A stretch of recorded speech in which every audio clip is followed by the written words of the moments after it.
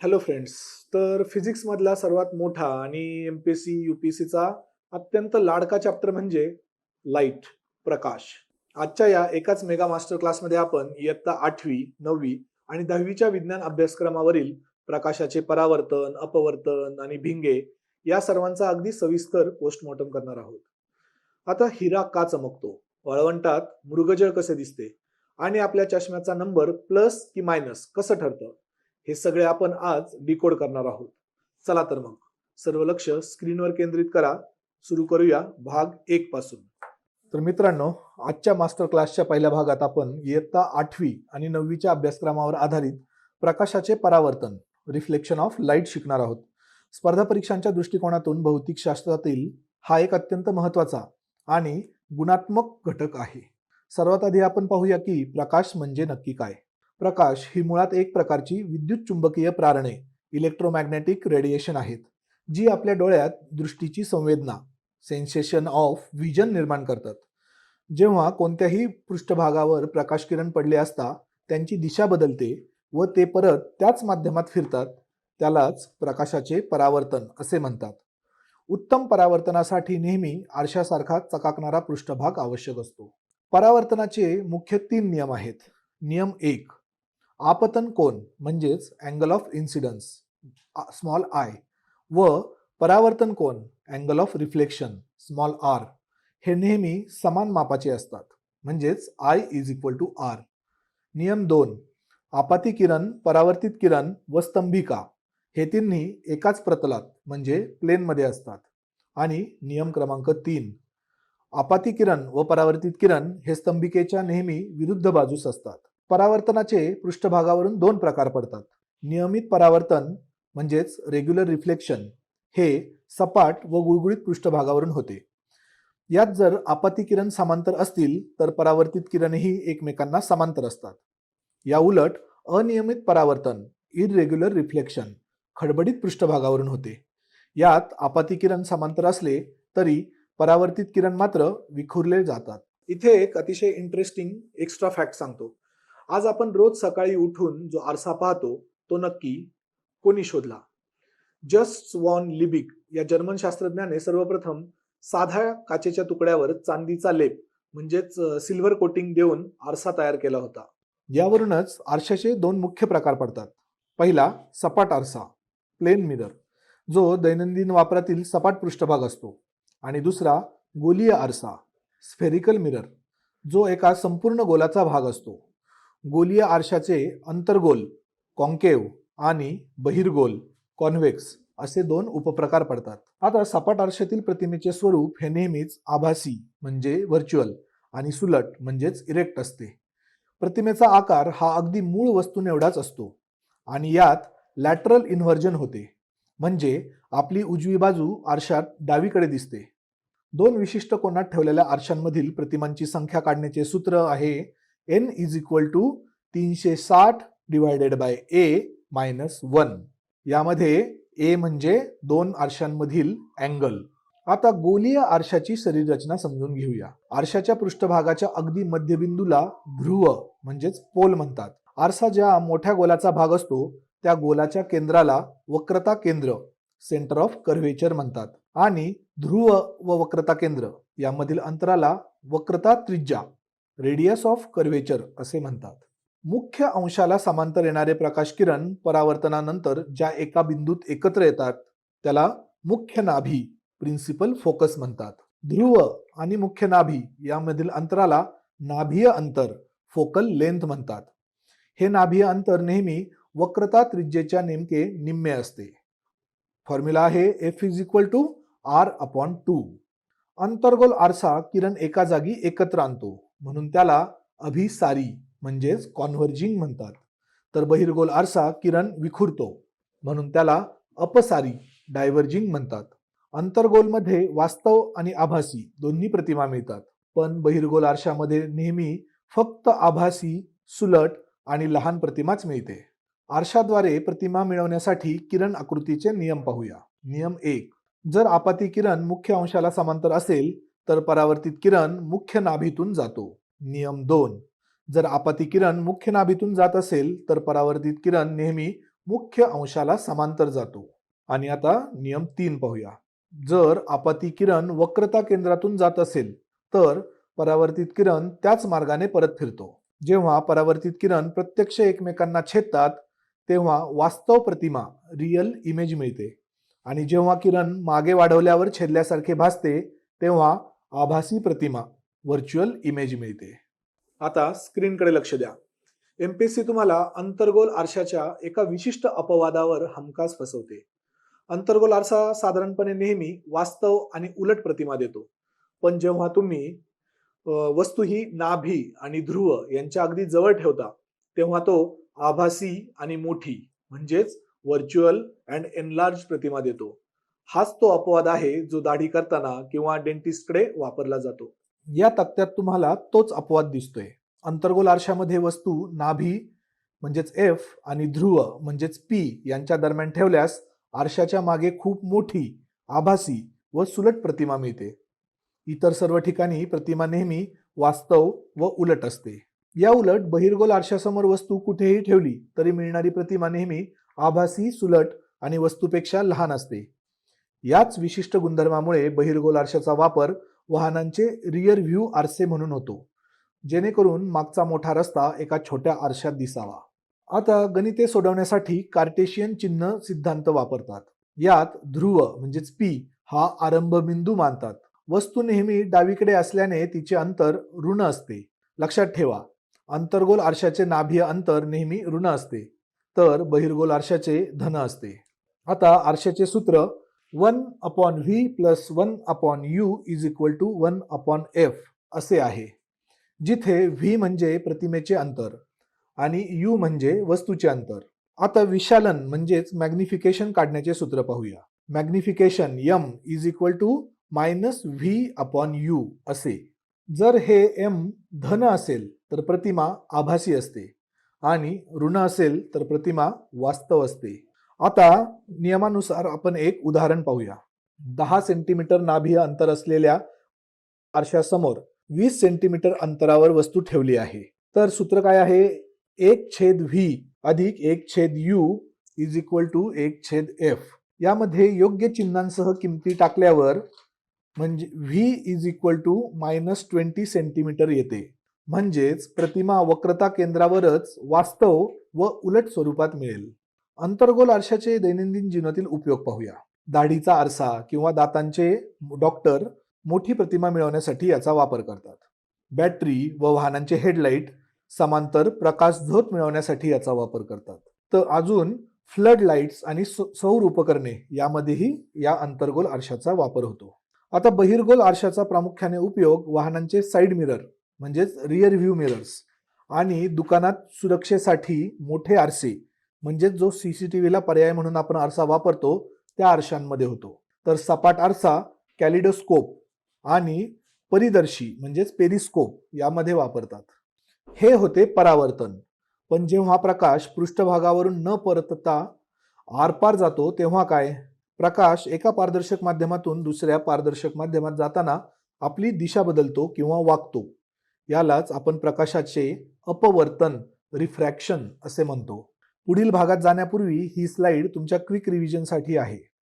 हा पहिल्या भागाचा एमपीएससी यूपीएससी जलद उजळणी डॅशबोर्ड आहे, ज्यामध्ये परावर्तनाचे नियम, आरशांचे प्रकार आणि सर्व सूत्रे एका दृष्टिक्षेपात कव्हर केली आहेत. याचा स्क्रीनशॉट घ्या. तर मित्रांनो, इथे आपला आरशांचा बेस क्लिअर झाला. आता आपण 10वीच्या अभ्यासक्रमातील प्रकाशाचे अपवर्तन पाहणार आहोत. प्रकाशाच्या वेगात बदल झाल्यामुळे प्रकाश वाकतो. याच वाकणाऱ्या प्रकाशामुळे वाळवंटात मृगजळ म्हणजेच मिरेज दिसते आणि रात्री आकाशात तारे लुकलुकताना दिसतात. चला यामागचे विज्ञान उलगडूया. आता मास्टर क्लासच्या या दुसऱ्या आणि महत्त्वाच्या भागात आपण प्रकाशाचे अपवर्तन, भिंगे आणि मानवी डोळ्यांची रचना शिकणार आहोत. स्पर्धा परीक्षांसाठी ही एक परिपूर्ण उजळणी असेल. अपवर्तनाची शास्त्रीय व्याख्या पाहूया. जेव्हा प्रकाश किरण एका पारदर्शक माध्यमातून दुसऱ्या पारदर्शक माध्यमात तिरकसपणे जातो तेव्हा तो स्वतःची दिशा बदलतो. या प्रक्रियेलाच प्रकाशाचे अपवर्तन म्हणतात. याचे मुख्य कारण म्हणजे वेगवेगळ्या माध्यमांमध्ये प्रकाशाचा वेग वेगवेगळा असतो. जेव्हा प्रकाश किरण विरल माध्यमातून उदाहरणार्थ हवेतून घन माध्यमात उदाहरणार्थ काचेत जातो तेव्हा तो स्तंभिकेकडे झुकतो आणि घन माध्यमातून विरल माध्यमात जाताना तो स्तंभिकेपासून दूर जातो. MPSC साठी विशेष नोंद करून ठेवा. जर प्रकाश किरण सीमेवर लंबरूप म्हणजेच परपेंडिक्युलर अपातरी झाल्यास त्याची दिशा अजिबात बदलत नाही, कारण इथे अँगल ऑफ इन्सिडन्स आणि अँगल ऑफ रिफ्लेक्शन दोन्ही शून्य असते. आता अपवर्तनाचे नियम पाहूया. आपाती किरण आणि अपवर्तित किरण हे स्तंभिकेच्या विरुद्ध बाजूस असतात आणि हे तिन्ही एकाच प्रतलात असतात. स्नेलचा नियम म्हणजे स्नेल्स लॉ अत्यंत महत्वाचा आहे. दिलेल्या माध्यमांच्या जोडीसाठी आपाती कोनाचे साइन गुणोत्तर आणि अपवर्तन कोनाचे साइन गुणोत्तर हे नेहमी स्थिर असते. म्हणजेच sine I upon sine R is equal to N. या स्थिरांकालाच माध्यमाचा अपवर्तनांक रिफ्रॅक्टिव्ह इंडेक्स म्हणतात. जेव्हा पहिले माध्यम निर्वात पोकळी असते तेव्हा त्याला निरपेक्ष अपवर्तनांक म्हणतात. MPSC साठी फॅक्ट लक्षात ठेवा. निसर्गात हिऱ्याचा अपवर्तनांक सर्वाधिक म्हणजेच 2.42 आहे, म्हणून तो सर्वात जास्त चमकतो. जेव्हा प्रकाश माध्यमात गेल्यावर घटक रंगांत पृथक्करण होतो, म्हणजेच उदाहरणार्थ प्रिझम मधून गेल्यावर, त्याला अपस्करण डिस्पर्शन म्हणतात. लाल रंगांची तरंगलांबी सर्वाधिक असल्याने तो सर्वात कमी वाकतो, तर जांभळा रंग सर्वात जास्त वाकतो.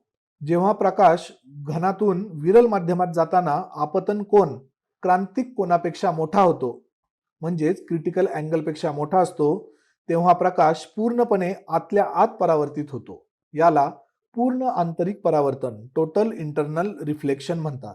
याचा उपयोग ऑप्टिकल फायबर्स आणि हिऱ्याच्या चमकण्यामध्ये होतो. याच अपवर्तनामुळे निसर्गात अनेक खेळ पाहायला मिळतात. वाळवंटात जमिनीलगतची हवा उष्ण आणि वरची थंड असल्याने मृगजळ दिसते. वातावरणातील हवेच्या बदलत्या अपवर्तनांकामुळे ताऱ्यांचे लुकलुकणे दिसते आणि पाण्याच्या थेंबातून अपस्करण, पूर्ण आंतरिक परावर्तन व अपवर्तन होऊन इंद्रधनुष्य तयार होते. पूर्ण आंतरिक परावर्तनाचा म्हणजेच टोटल इंटरनल रिफ्लेक्शनचा सर्वात मोठा आणि व्यावहारिक फायदा म्हणजे आजचे आपले 5G इंटरनेट.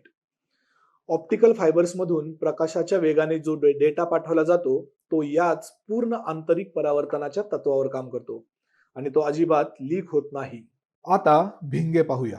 दोन्ही पृष्ठभाग बाहेरून फुगीर असल्यास ते बहिर्गोल भिंग जे किरण एकत्र आणते आणि आतल्या बाजूने वक्र असल्यास ते अंतर्गोल भिंग कॉन्केव्ह लेन्स जे प्रकाश किरण विखुरते.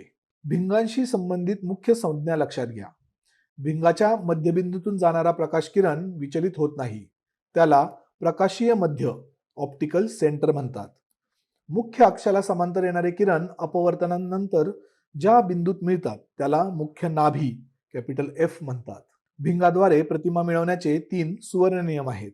नियम 1, किरण मुख्य अक्षाला समांतर असेल तर तो मुख्य नाभीतून जातो. नियम 2, किरण नाभीतून जात असेल तर तो मुख्य अक्षाला समांतर जातो. नियम 3, किरण प्रकाशीय केंद्रातून जात असेल तर त्याची दिशा बदलत नाही. आता बहिर्गोल भिंग बहुतांश वेळा वास्तव आणि उलट प्रतिमा तयार करते. अपवाद लक्षात ठेवा. जेव्हा वस्तू मुख्य नाभी म्हणजेच F1 आणि प्रकाशीय मध्य म्हणजेच O यांच्या दरम्यान ठेवली जाते तेव्हा आभासी सुलट आणि मोठी प्रतिमा मिळते. याच गुणधर्मामुळे हे विशालक भिंग मॅग्निफाइंग ग्लास म्हणून वापरतात. आता गणितीय सूत्रांसाठी कार्टेशियन चिन्ह संकेत पाहूया. यात प्रकाशीय मध्य हा आरंभ बिंदू मानला जातो. लक्षात ठेवा, बहिर्गोल भिंगांचे नाभीय अंतर नेहमी धन असते तर अंतर्गोल भिंगांचे नाभीय अंतर नेहमी ऋण असते. भिंगांचे सूत्र जरा वेगळे आहे. 1/v - 1/u is equal to 1/f. विशालन म्हणजेच मॅग्निफिकेशन काढण्याचे सूत्र आहे magnification m is equal to v/u असे आहे. जर मॅग्निफिकेशन m धन असेल तर प्रतिमा आभासी व सुलट असते आणि जर m ऋण असेल तर प्रतिमा वास्तव व उलट असते. आता भिंगाची शक्ती ही त्याच्या नाभीय अंतराच्या व्यस्तांका इतकी असते, पण लक्षात ठेवा नाभीय अंतर हे नेहमी मीटर मध्येच असावे. मग फॉर्म्युला काय होतो? Power of lens P is equal to 1/f. याचे एकक डायोप्टर आहे. बहिर्गोल भिंगाची शक्ती धन तर अंतर्गोल भिंगाची शक्ती ऋण असते. आता यावरील एक गणित पाहूया. एका बहिर्गोल भिंगाचे नाभीय अंतर 20 सेंटीमीटर आहे तर त्याची शक्ती किती? आधी 20 सेंटीमीटरचे मीटरमध्ये रूपांतर करून घ्यावे. म्हणजेच किती होईल? 0.2 मीटर. मग फॉर्म्युला काय आहे? Power of lens is equal to 1/f. म्हणजेच भिंगाची शक्ती किती झाली? 1/0.2. म्हणून भिंगाची शक्ती ही 5 डायोप्टर ही धन असेल. आता लेक्चरच्या शेवटच्या टप्प्यात आपण मानवी डोळा पाहणार आहोत. तुम्ही जुन्या हॉलिवूड चित्रपटांत समुद्री लुटारूंच्या म्हणजेच पायरेट्सच्या एका डोळ्यावर नेहमी काळी पट्टी पाहिली असेल. ते आंधळे नसतात. जहाजाच्या अंधाऱ्या तळघरात गेल्यावर डोळ्यातील पेशींना अंधारात पाहण्याची सवय व्हावी म्हणून ते मुद्दाम एका डोळ्यावर पांढरी पट्टी बांधत असत. चला आता आपण आपल्या डोळ्याची रचना पाहूया. आता मानवी डोळा हे निसर्गाचे अद्भुत जैविक भिंग आहे. पारपटल म्हणजेच कॉर्नियामधून सर्वाधिक प्रकाशाचे अपवर्तन होते. बुबुळ म्हणजेच आयरिस व बाहुली प्युपिल डोळ्यात जाणाऱ्या प्रकाशाचे नियंत्रण करतात.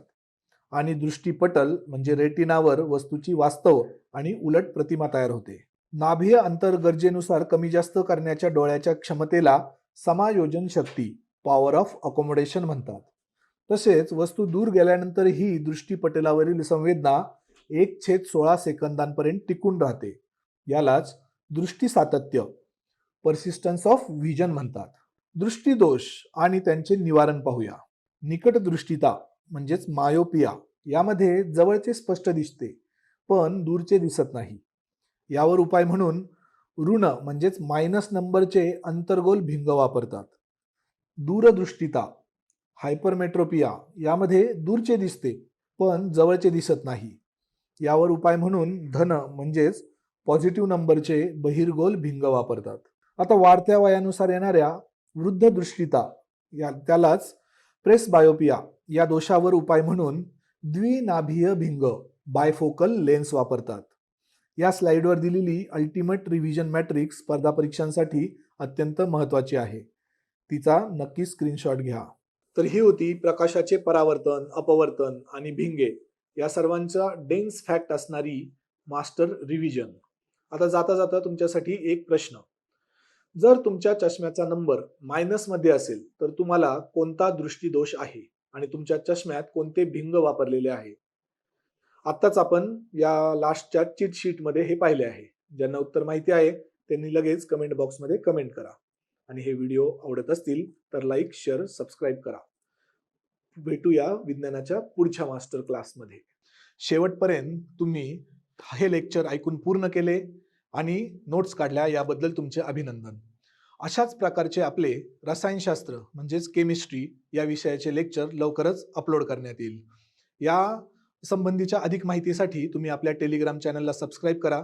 तसेच या लेक्चरमधील काही सुधारणा असतील, काही तुमचे सजेशन असेल तर या व्हिडिओच्या खाली कमेंट बॉक्समध्ये नक्की नमूद करा. भेटूया पुढील मॅरेथॉन सिरीजमध्ये. तोपर्यंत कीप स्टडिंग.